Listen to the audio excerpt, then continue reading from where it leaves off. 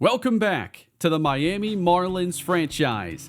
Today we are going to reach the end of Season 1 and prepare for our first offseason in the franchise.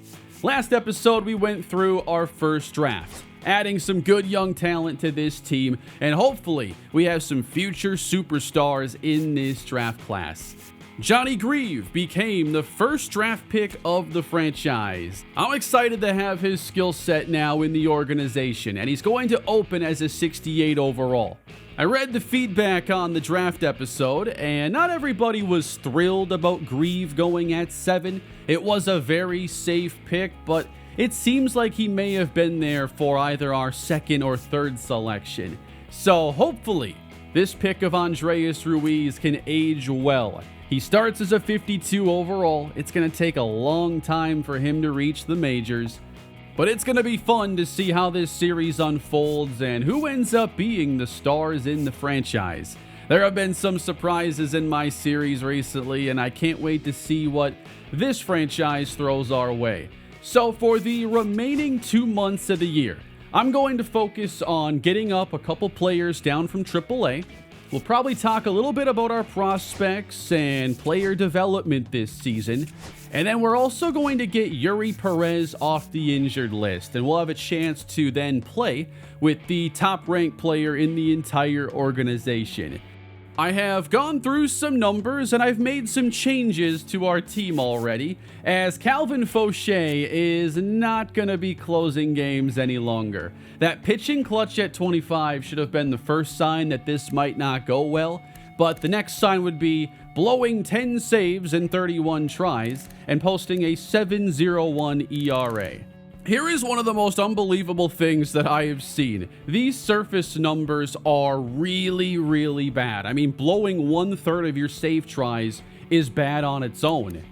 I'm not sure anybody would request a deeper look into his advanced numbers, but then you get to him and his FIP is a 3.72. Like, I cannot believe the difference between the surface and advanced numbers. His home run rate and walk rate are not bad. So I guess the stuff put in play is just really bad. But anyway, I am making a change here, and we're going to have Anthony Bender become our closer then for the rest of the season. And then I want to make a big change here in the starting lineup, as Nick Fortes has been the starting catcher, but his offensive numbers this year, man, they're not very good. A 184 average, 501 OPS. -2.1 WAR.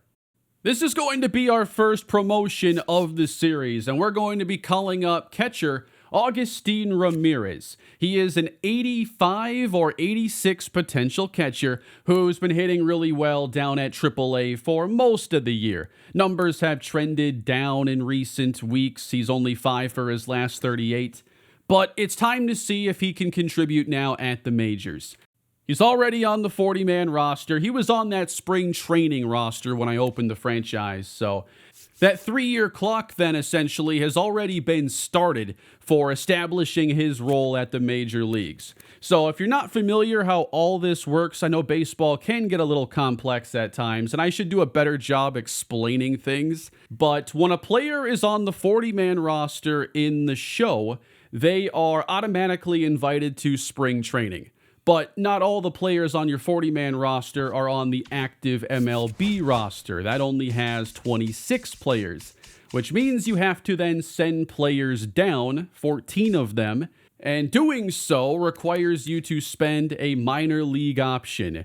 And that option is good then for that calendar year. You can send a player up and down at will, but once a player has used all 3 of their options, you then have to send them through waivers. Other teams have a chance to get that player before they can be assigned to your minor league team again. So what I mean here is that 3-year clock begins this season, meaning we want to see him stay at the major leagues before those options are all spent.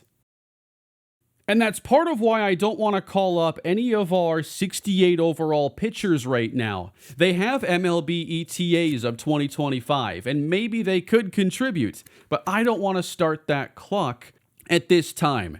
I think they'll have a better chance of developing more at the minor leagues, and as they get to about 70 overall, then I'll consider giving these players a chance, but they're all extremely young and I think can still benefit a lot from playing at AA and AAA, so I'll be sending some players up and down that way. But we will be bringing up Agustin Ramirez, and he'll be making his MLB debut. Now, I didn't focus at all on catcher in this last draft cycle. Some had asked about that. That's actually a spot I'm pretty happy with where the Marlins are at. You have Agustin Ramirez, who projects to be a really good starting, well-rounded catcher, already has good power development. I'm really confident in him. But then in 2021, they drafted Joe Mack in the first round. He has a mid-C potential, already is pretty good defensively. So I think these two project as our starting and bench catcher in the series. And while, yeah, you want more depth than that for sure, it just didn't seem to be an immediate priority this year. I wanted to try making a greater difference overall at some other positions. But Joe Mack is a player who has developed nicely this season, and his offense has been great down at AA, so he's probably going to get a promotion alongside Ramirez. He'll go to AAA.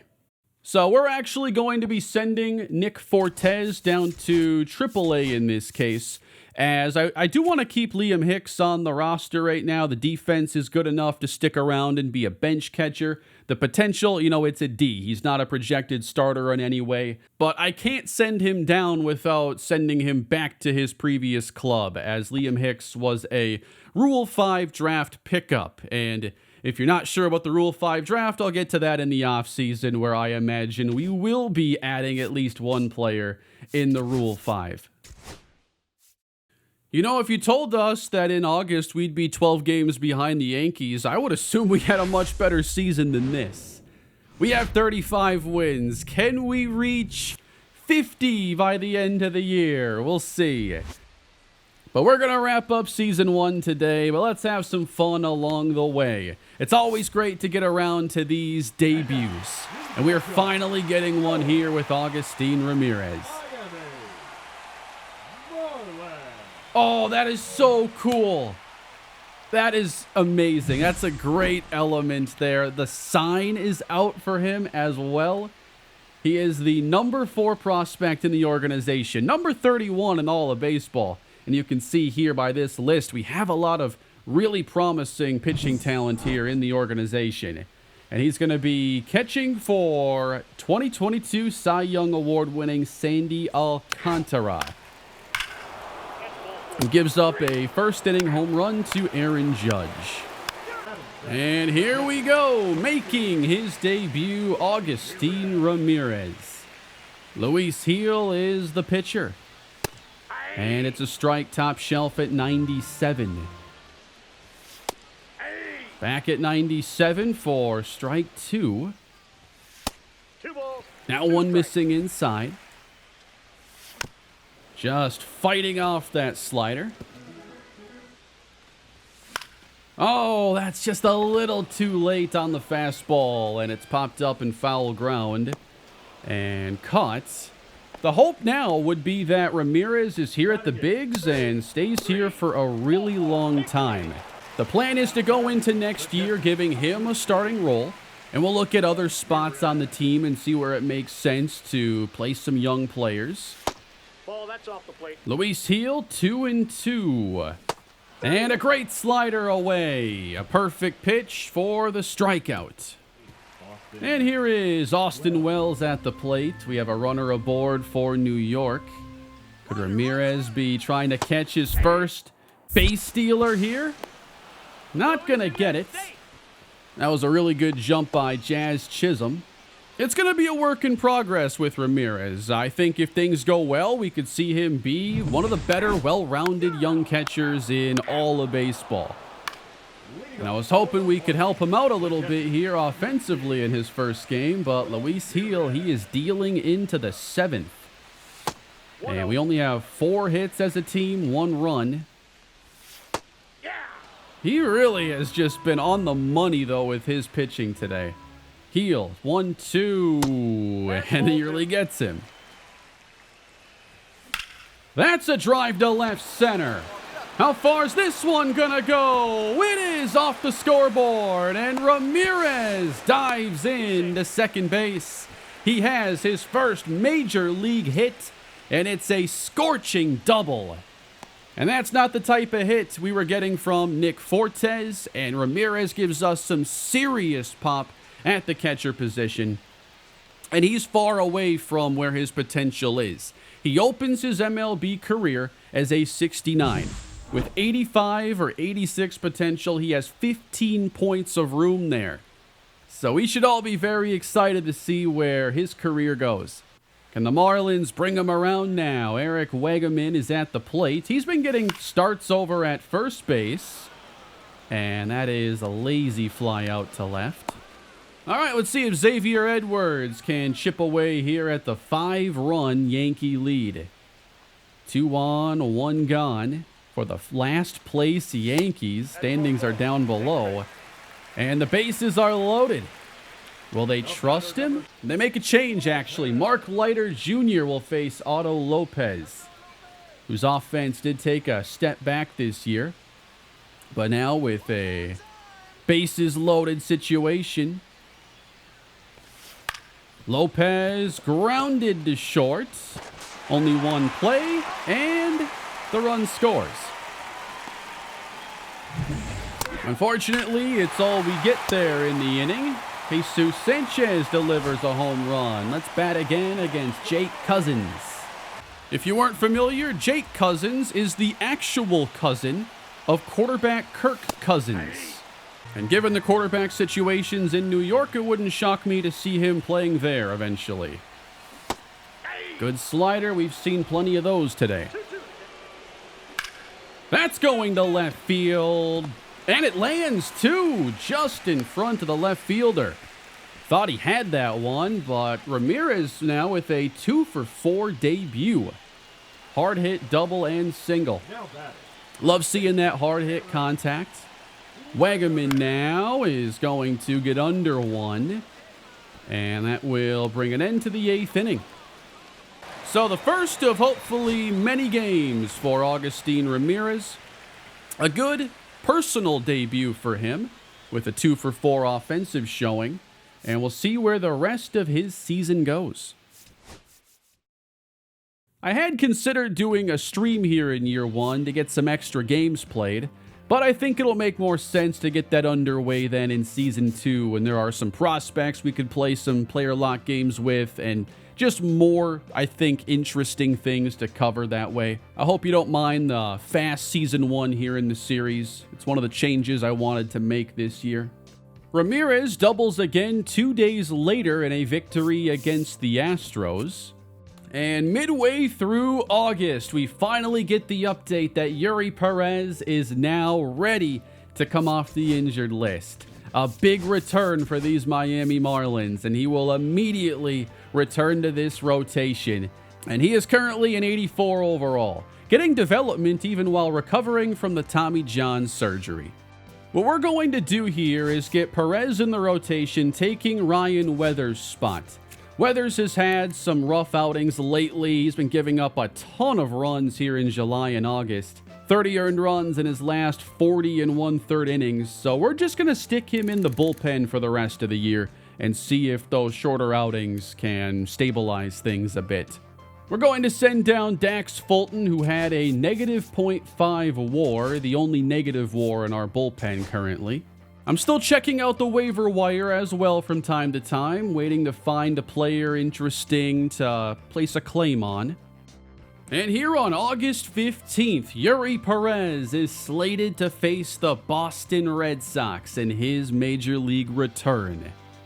There is some really great pitching in this Marlins organization, and a lot of it was injured at the beginning of the franchise. So Yuri Perez, our best player, is now back. His lone season saw him pitch in 19 games, 91 1/3 innings, where he struck out 108, posted a solid 3.15 ERA. He is a very high strikeout pitcher, 10.64, had a 3.85 FIP that year. But it was only one season, not even a full season. So what kind of form is he in then as he returns? If we check out some of his pitching attributes more in depth, first off, we know he has 90 potential, so it's a lower A. But if you check out the pitches from this menu, you can actually get an idea of each pitch's characteristics. So the fastball, very good velo, control, and break. He has really good control as well of a slider. That's good to know. Solid control of a 12-6 curve. That's one thing I'm really excited about with Perez. I think he'll be just far better at avoiding walks and getting through at-bats. So welcome to Fenway Park, everybody. Marlins 37-84. They don't even give us a storyline right now. There's just nothing to say about the Marlins, unfortunately. Our farm report, though, what do we got here? Starlin Caba, number 15 in Major League Baseball now. The offense has just been really weak this year, and I think it might have pushed back his ETA. I know some players had their ETAs adjusted, like our pitching prospects. These are all 2025 players now. But even when rosters expand, I think it's too early. These guys have high ceilings. We're going to play it out a little bit slower. What about number 99 prospect, PJ Morlando? We added some really good outfield talent to the organization in this last draft. Players who are pretty far away. But Morlando was their first rounder in 2024. So I'll have to take a look at if it makes sense. He's been down at AA this year, and a 733 OPS isn't bad. Doesn't seem to be showing a lot of power at this time. Always love when the franchise eventually takes us to Fenway Park. And it'll be the return of Yuri Perez. A lot of lefties in the lineup here. We'll see if Perez can handle them, beginning with David Hamilton, who has stolen 29 bases this season. Let's use that fastball here. First pitch back with a 1-0 lead. Perez at 99, a strike. If all goes well, Perez will be our opening day starter in Season 2. Good changeup for strike 2. And now I want to see that slider. We're going 2-2. Back door, didn't quite nail that spot. But with that fastball, I have a feeling we can just attack a lot of these batters, and that is strike 3 on Hamilton. A little bit off the plate, but Perez gets his first strikeout since 2023.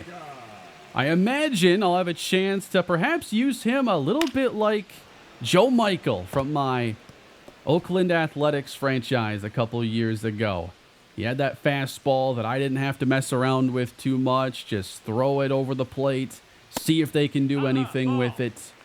Hopefully Perez has that kind of high ceiling for us. This return has been long awaited. Not getting the call here. Pitch number 12 is lined to left, and it's in for a base hit. And here now the matchup with Rafael Devers.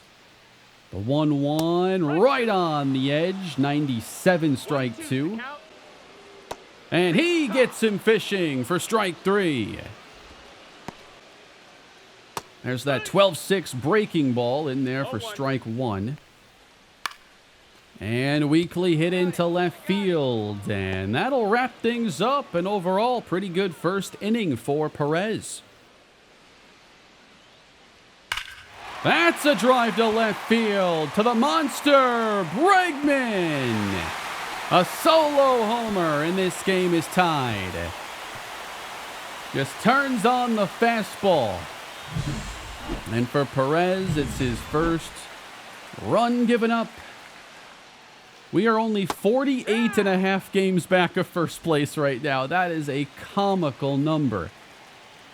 I mean, the White Sox last year, one of the worst teams in modern history. I'm looking up now how much they ended up losing the Central by. They were down 51.5 games by the end. The White Sox won 41. I think our first goal has to be not being as bad as the 2024 White Sox. A team that once lost 21 consecutive games, nearly breaking a major league record. Can we at least get 42 wins? 3 hits now for Boston as that single drops in. And now we face the righty Connor Wong. A lot of fly balls hit so far, and this one is playable for Sanchez. And here we get ahead of Cedene Rafaela. That's going to the backstop. A wild pitch. Full count now on Rafaela, and that is laced to left field. RBI chance for the rookie Roman Anthony. So many good young players in this Red Sox organization. They're going to be a fun team to watch the next couple years to see if they can live up to the hype. And it's bounced over the head of Wegeman. A run scores, and back to first and third now. Finally one hit on the ground, and it still goes over someone's head. Things not unfolding the way we wanted to in this return. Up the middle, a base hit. Just not getting them hit at anybody. And Anthony out at third trying to stretch it. Nice throw by Dane Myers.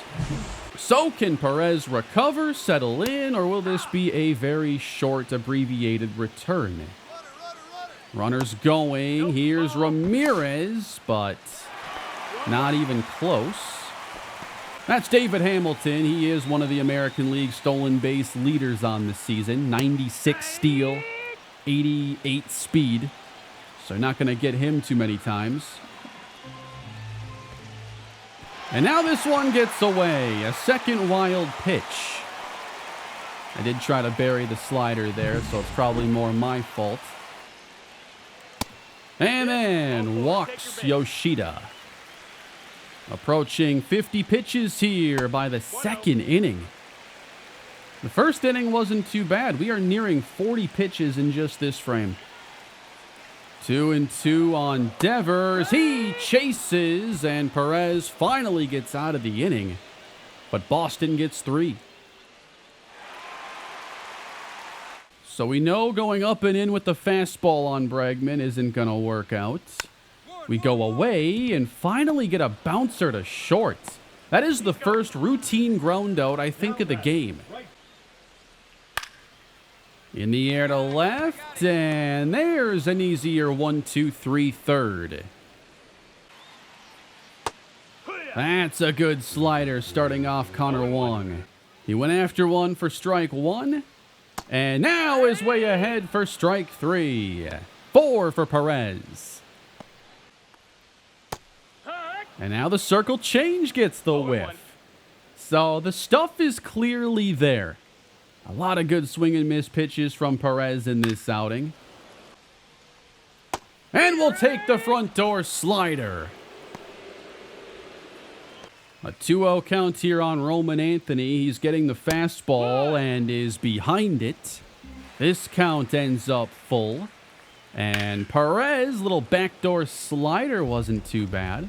The slider is one of those pitches where for each guy I kind of have to get to know how their slider works and what you can attempt to do with it. Some guys have a lot of break. Some guys can't control it.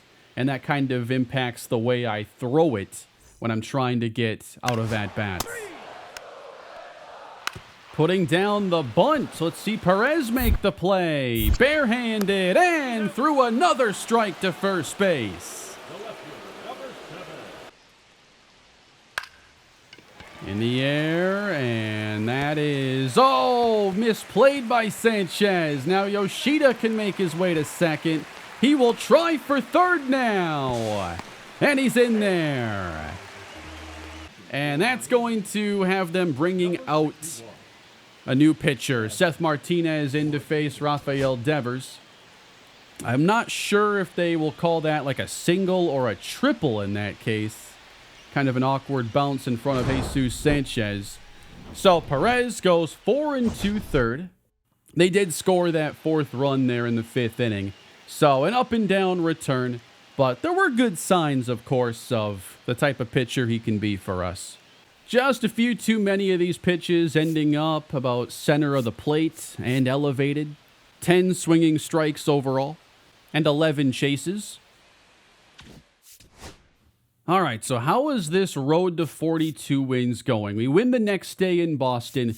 We need 4 more. I feel like that isn't a lot to ask for. We get number 40 against Toronto. Can we just win 1 game a week to close this out? We defeat Atlanta on August 27th for our 41st win. So that ties us with last year's Chicago White Sox. Homers from Norby, Bride, and Derek Hill fuel this win. And then we defeat the Mets 6-0, and we do get to 42 wins. Augustine Ramirez goes yard, and Ryan Weathers gives us 7 really good innings, only giving up 3 hits and 1 walk. Kyle Stowers is back, and he is going to rejoin the Major League team then for the final month of the year. In case you missed it on opening day, Stowers did have the walk-off game-winning hit for the Miami Marlins. Super cool to see that. A bunch of people were messaging me once that happened. We're going to see if he has any more magic left in him for this year. So he has gone up a couple overall points, by the way, and his MLB numbers have been solid. Now, if I were to send him back down to AAA for just 1 second, sorry about this, Kyle, but I can see his AAA numbers here, not as good. So, which is closer to the true Kyle Stowers, the Major League numbers or the AAA? We can call up 2 players now, with the rosters expanding to 28 players. One of those call-ups will be Hogan Harris, who was a waiver claim of ours earlier in the season, and his AAA numbers have been really solid the entire way. We've actually had him closing games at AAA, where he's saved 20, only blown 4.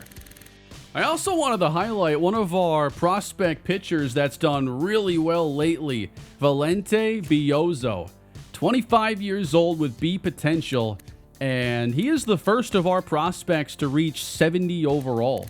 And his numbers are pretty nasty. The strikeout numbers are low, but a 2.79 ERA, 1.01 whip, not walking a lot of guys.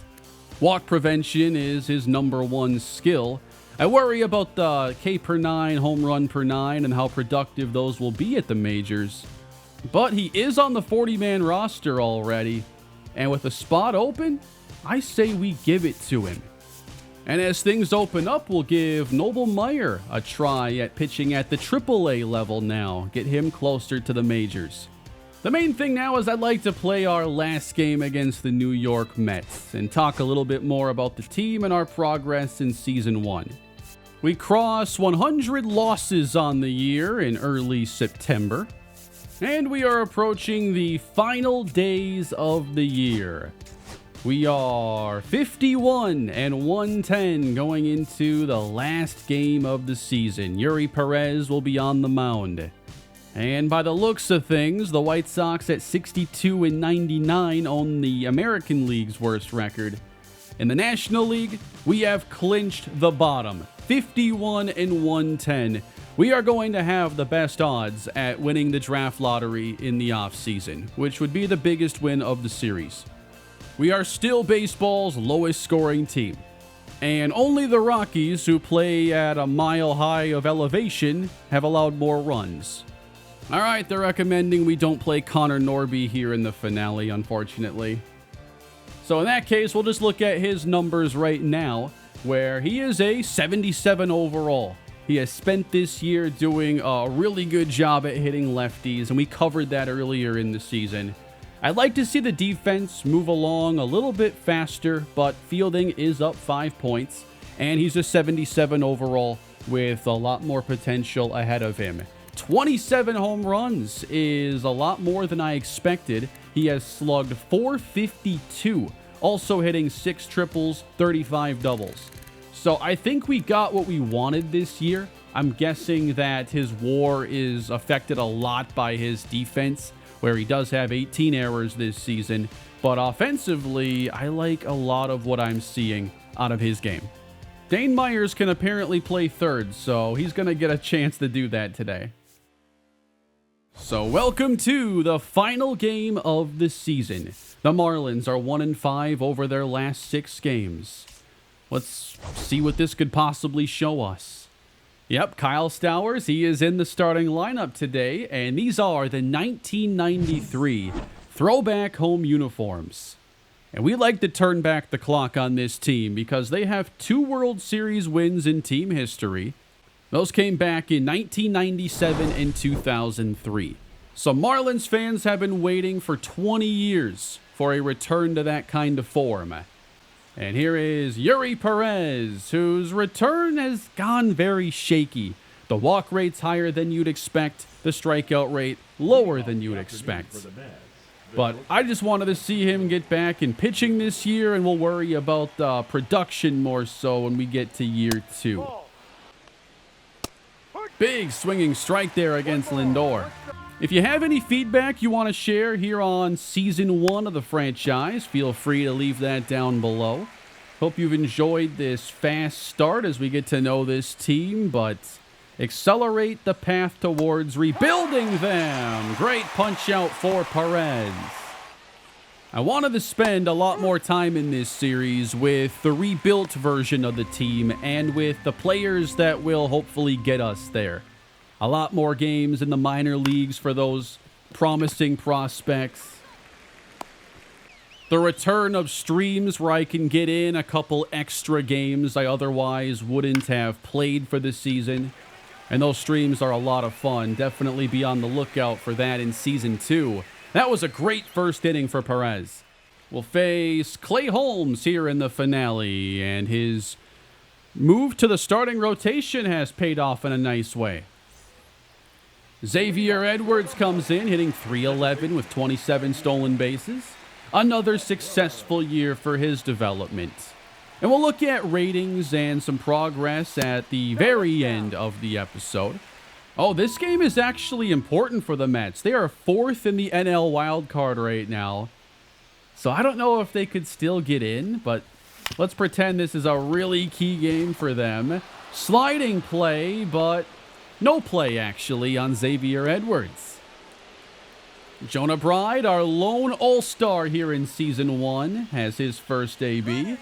Edwards goes, and Bride cranks one deep to left, way gone at 415 feet. 33 home runs for the first-year All-Star. What a breakout season this has been. I have no clue what to expect in the future from Jonah Bride, but more of this is very much welcome. Just the first pitch fastball, I mean, nearly identical to the Alex Bregman home run earlier. Just for the good guys this time. Jesus Sanchez is hitting .280 with really solid numbers.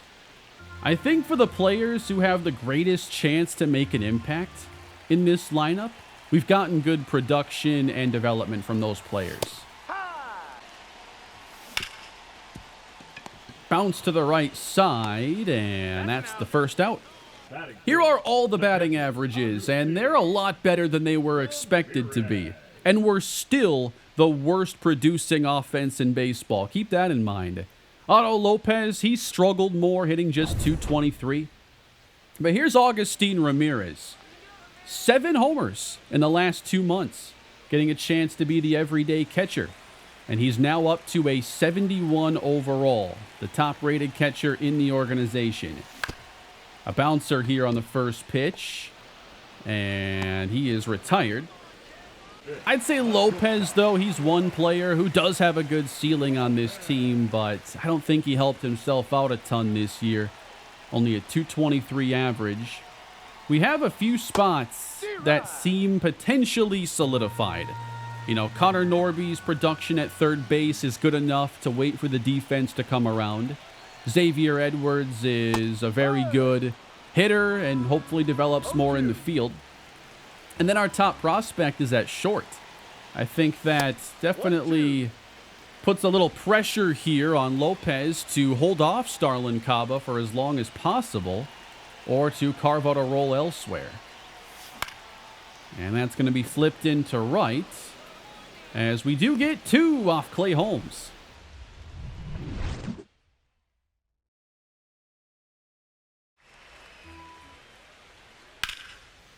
That's lifted for Kyle Stowers, who retreats and gloves this out. Brandon Nimmo with a base hit to left, and there's a hit off Yuri Perez. I do plan to start playing more games in Season 2. This is about the least I've ever played in like any season. Good backdoor slider. And a line drive at Conine. He makes the catch. I'm curious how much you'd like to see of Season 2. I'm sure a lot of that depends on the progress and how many interesting storylines and prospects there are to follow. Another one for Conine, busy out in left, and there's 2 good innings. Griffin Conine at the plate, hitting just .225 on the year. His ratings are in the mid-70s, but the production hasn't really been there this season. I'm not sure how busy we're going to be in the offseason. I keep thinking like I could probably fit a lot of our action there into just a YouTube short or something, because we're not going to be active in free agency. I want to be very strategic about where the playing time goes, because developing the team is the top priority, not maximizing a win count when you're expected to be in last place. So here's Kyle Stowers, now a 57 overall. Stowers! Oh, just missed this one. Pretty good distance behind it still. You know, if there are some buy low opportunities on maybe players that struggled here in year 1 of the franchise, that would make sense. Players we could potentially develop a little bit and then end up trading away for prospects. Not against some moves like that. A ground ball and a great play at short, and Mervis is retired. That's Francisco Lindor. Only 18 pitches to get through the first 2 innings for Yuri Perez. Off to a great start. And hey, he hasn't played that much, so if this game goes really well, could end up fixing a lot of his surface numbers. Good fastball on the outer edge. 2-2. The curveball gets the weak tapper. Perez takes care of it.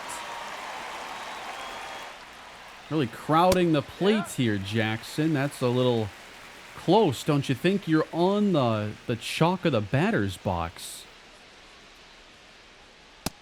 Yep. What happens here if we pitch him up and in? 0-2. Well, that works too. Called strike 3. Falling behind, Francisco Lindor here in the 3rd, and this one's going to be tough. Conine back, and it's gone. Opposite field homer for Lindor, and it's a 2-1 game. That was seriously impressive. Why does this seem like it's the same batting stance as his brother? Facing Luis Angel Acuna. Perez, the 2-2, gets him, chasing outside. And hitting 9th for Miami, Dane Myers, who's been pretty solid this season. I'm not really sure exactly how many roles could change going into Season 2. I like to upgrade the bullpen. I'd like to get some competition on the Major League roster, maybe for those bench outfield spots, maybe another infielder that can play some first base. Got him, strike 3. And the crowd now getting behind Jonah Bride for his 2nd at-bat. And Bride turns on this one, but foul. Bride has a really good power swing. I love his stance. I might want to keep him around for a while. I like hitting with him. Can that land in center? Not quite. Jesse Winker sends one the other way, and that'll get into the corner. An extra base hit to lead off the 4th. And Alonso on the first pitch, straight to Otto Lopez, and retired. That slider does get pretty close to the edge. I'm trying to throw a lot of backdoor sliders. It's a tough pitch. I mean, it usually doesn't end up anywhere close to where I want it. It's just a really good time to be kind of trying things out, especially with a guy I hope can be a big part of this series. 2-2. This one gets crushed. Nimmo connects and puts the Mets ahead 3-2. Fouled off a bunch of pitches. We return to a fastball more over the plate, and he crushes number 25. Foul tip from Jesus Sanchez. So we got hits from the first two batters of the game and nothing since. Sanchez bounces another one at Lindor. He's not making any mistakes. Looking for a two-out base runner. Otto Lopez, 3-1. Line drive to right, and it does drop in. And how about Griffin Conine now? That was reached, and it's the out at second. Mets lead through 4. 4 strikeouts so far for Yuri Perez, but 5 hits given up on a couple homers. 2 strikes, pitching to Francisco Lindor, and he chases. Strike 3 in the dirt. Strikeout number 5. And a weak fly that Sanchez will call, and that is 5 for Perez. And we'll make a change here in the 6th inning as Andrew Nardi comes out. He was hurt to start the season, but has stabilized the bullpen a little for us, giving us a very solid lefty arm that should immediately make us a lot better if he's healthy all the way for next season. The bullpen might not be the biggest point of concern on this team, but after how a lot of our games went this year, yeah, I'm going to focus on that maybe a little bit heavier than I expected. Nardi pitching to Jesse Winker. And that is called strike 3. A slider at the knees. 2 lefties in this inning, but the righty is a pretty good one. Can we be careful here pitching to Pete Alonso?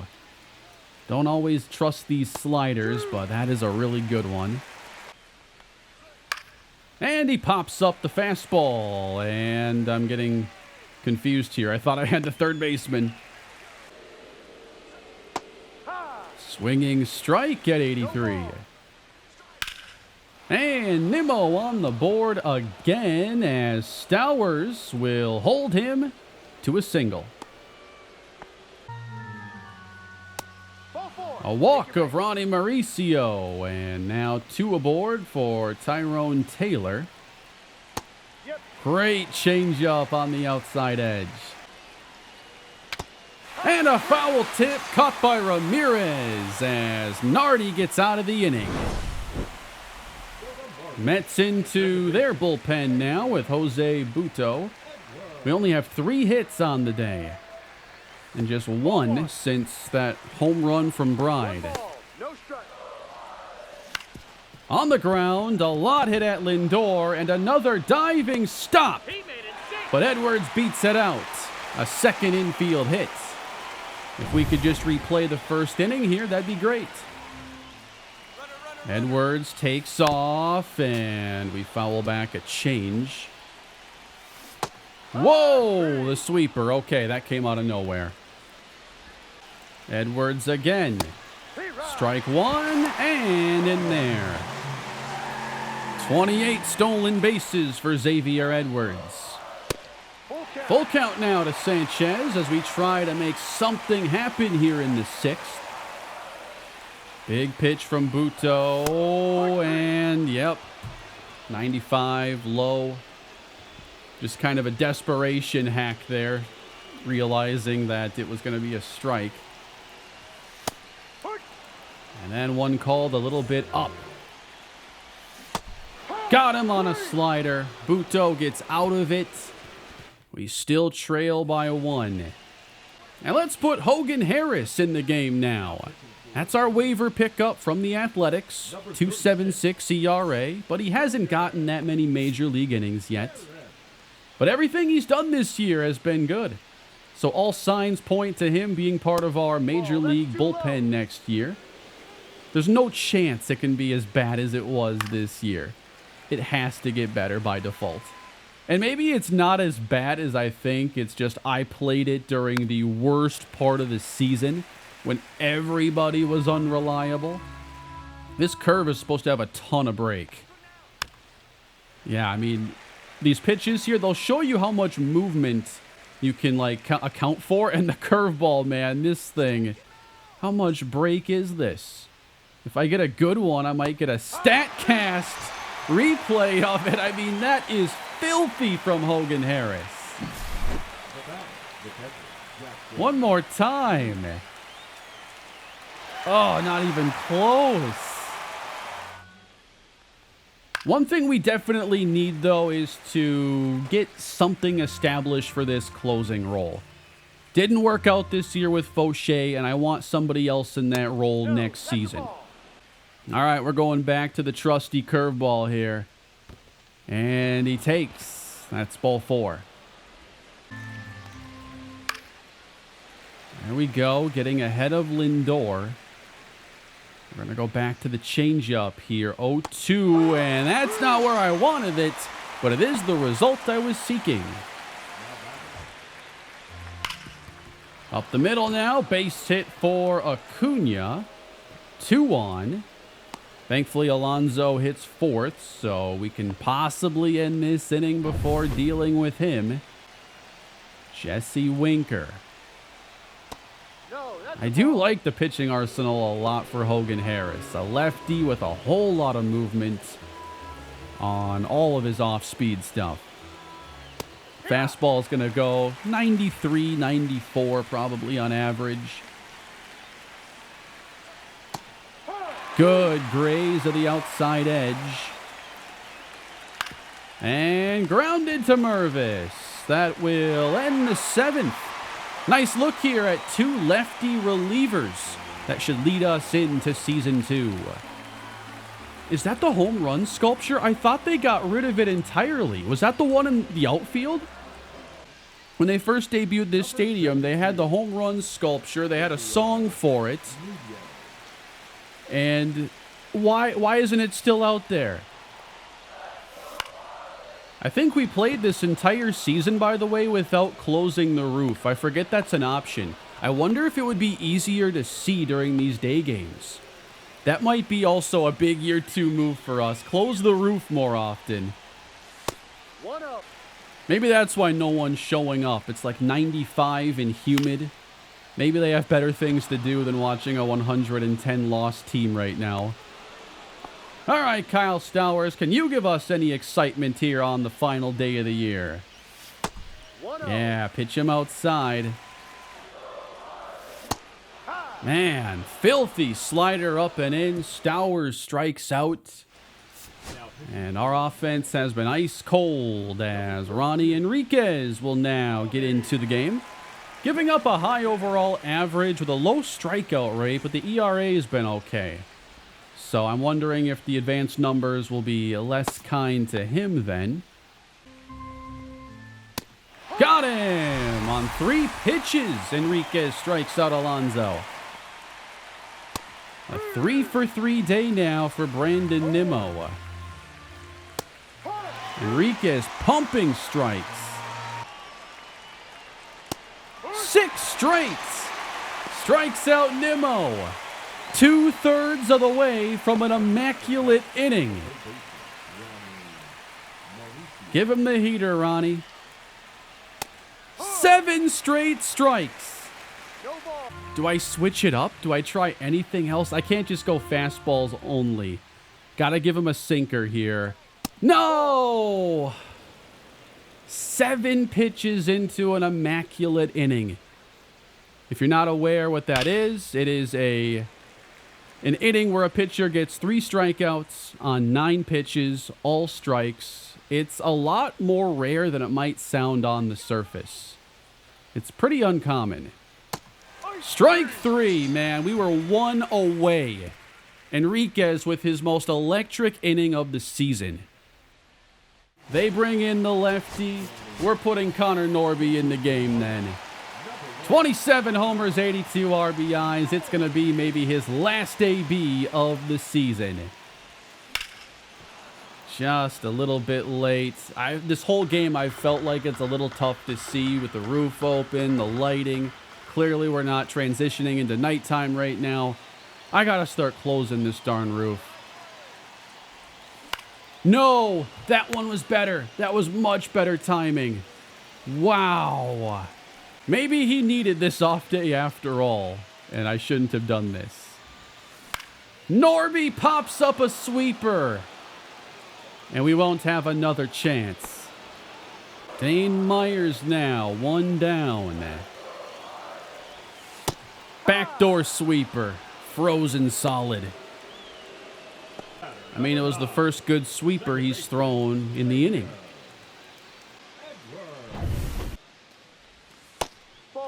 3-0. Can we get Bride a chance?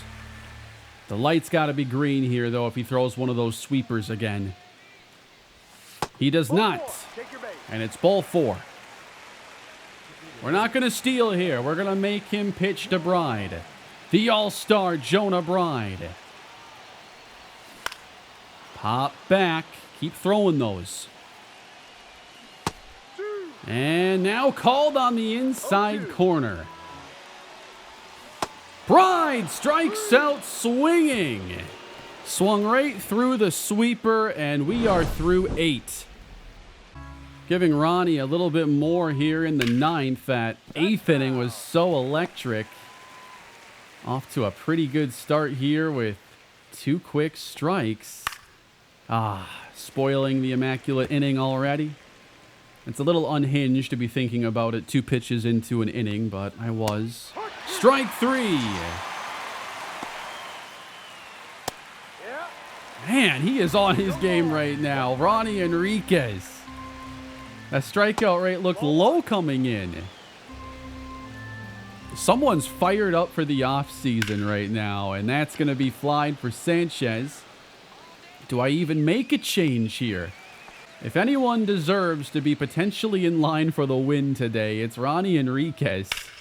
And Lopez on the backhand. Nice play. And we go bottom 9.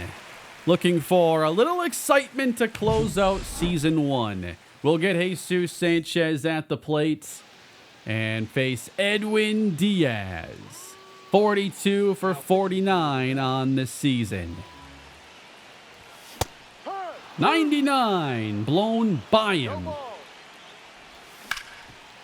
Just got in front of it. And just can't lay off. Augustine Ramirez now. 0 for 3 on the day. Yeah, I just can't lay off anything right now. But we even this count up. Tapped it and chased. 2 gone. So, season 1 is all on Otto Lopez now. 2 gone in the 9th, down 1. And down to our last strike. 3-2 though. Trying to extend the game. And it's flied. Weekly. Caught in center, and the Mets win game 162. The Marlins' first year in the franchise is complete. And boy, we got a long ways to go. There are going to be some fun players to rebuild this team with along the way, but we got to get moving on to the offseason. 51 and 111. Not good enough for the postseason this year. The Marlins finish as the worst team in all of baseball. Jonah Bride played every single game this year, all 162. 33 home runs to lead the team, 27 home runs for Connor Norby. Is Jonah Bride the season 1 MVP? I think there's an easy case for that. WAR does like Xavier Edwards. He's on base all the time. Sanchez had a WAR of 1.3, 1.1 for Otto Lopez. On the negative side, Nick Fortes minus 2.1. Edwards led the team in triples with 7. Connor Norby, 35 doubles, led the team. He also had the most strikeouts. What was that strikeout percentage? 22.8. I think we can mostly handle that. Conine at 24.6 had the highest. For pitching, our win leader is Edward Cabrera with 11. The most innings, Sandy Alcantara. Lowest DRA, Anthony Bender. Out of the starters, Edward Cabrera. Max Meyer gave up 30 homers in 155 innings. Definitely a lot to work on, but at least that rating did get better this season, not worse. And he grew to a 73 overall, around 5 points higher. One rating I noticed that is extremely low across the board in this organization is K/9. We don't have many high strikeout pitchers. It's really Cabrera, Perez, and everybody else is way under average. Sandy, for instance, 5.7 K/9. That's very low. But does seem like he finished the season a lot better than he began. And it was very similar to last year. So hopefully next year goes even better, and we can think about then if it makes sense to trade him away. For player development, here is the final number on Agustin Ramirez. He's now a 71. He developed a lot throughout the season. This was a really good year. He ends up with a 695 OPS and should be the day one catcher in year 2. Jonah Bride, it was his season. 77 overall. Power way up after sending out 33 home runs this season. Pretty sure I had him DHing for pretty much the entire year, but I'd say he's going to be starting at first base next season.